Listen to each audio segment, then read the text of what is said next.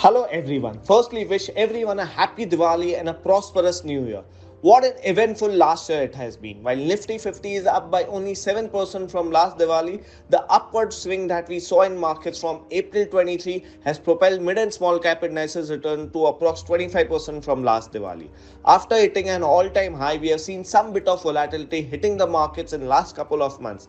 We expect this to continue till some time. We believe as an investor this period will offer a great opportunity to use this volatility to build a long and a strong portfolio. We believe many sectors like banking, manufacturing, IT and consumption offers a lot of value.